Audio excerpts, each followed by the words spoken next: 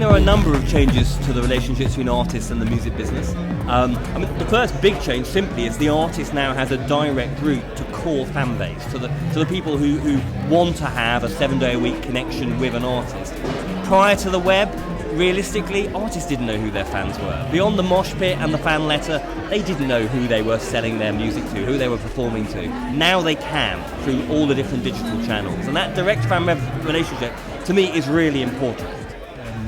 So now, it's very common for you to, if you're interested in an artist's music, for you to be able to open up a direct communication with them.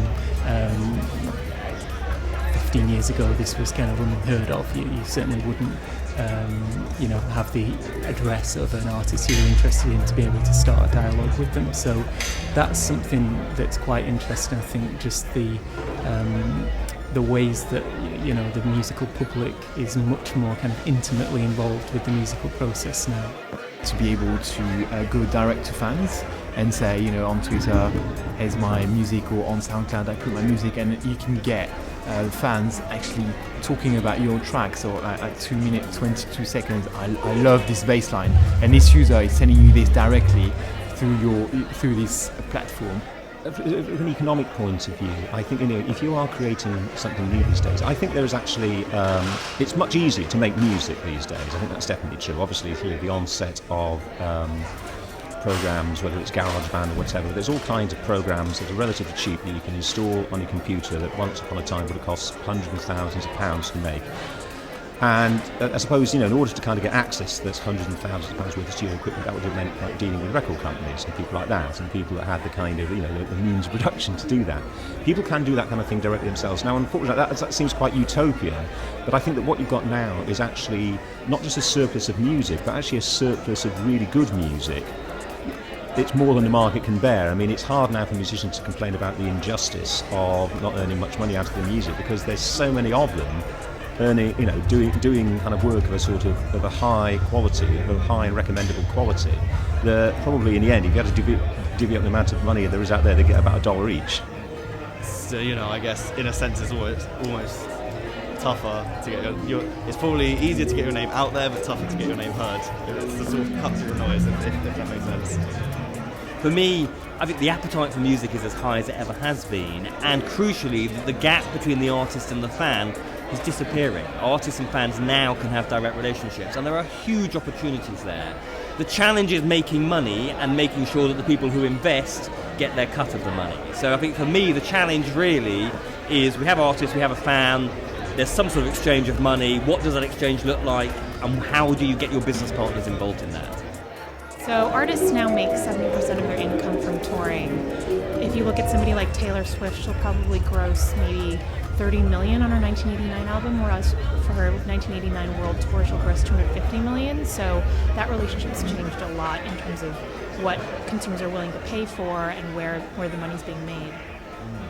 Yes, I think the lines are becoming blurred to an extent. I mean, you can definitely be sort of a self-made artist. I'd say it's probably easier now than ever to be sort of a self-made artist, because you can become sort of popular through a night you've set up. You can sort of play the role of promoter and artist, and you can sort of, in a sense, you can sort of do your own PR if you have the right know-how and the right contacts.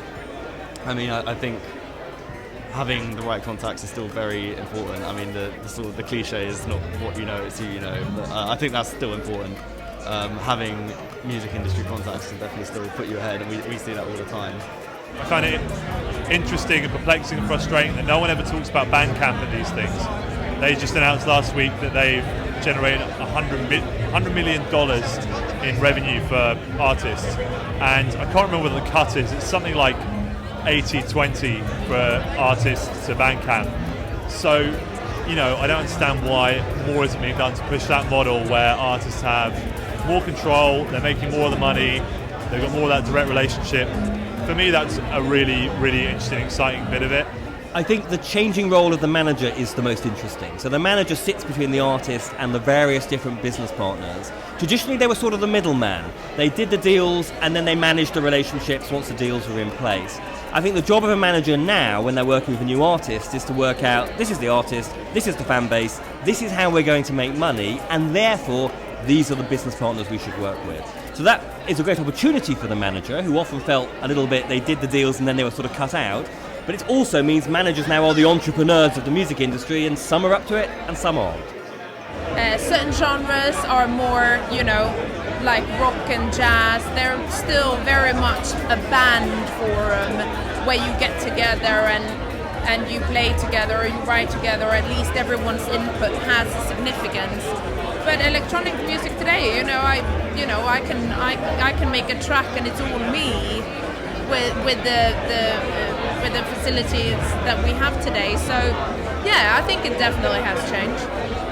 I think the other thing that the internet and the web has enabled is artists can talk to artists. And I think in the grassroots artist community, that is also very exciting. A lot of singer-songwriters, they're in their bedroom, they're writing songs, they've no idea whether what they're doing is any good, they don't understand how the industry works, and what the internet enables is that artists can talk to other artists, and that's a great resource, both commercially and creatively. And I think that it could probably work better, but actually it is starting to grow organically, and that is another great innovation that the digital has allowed.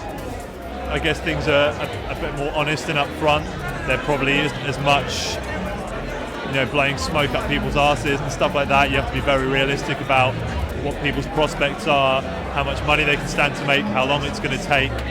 So I think things are probably a bit more upfront and maybe slightly more BS free.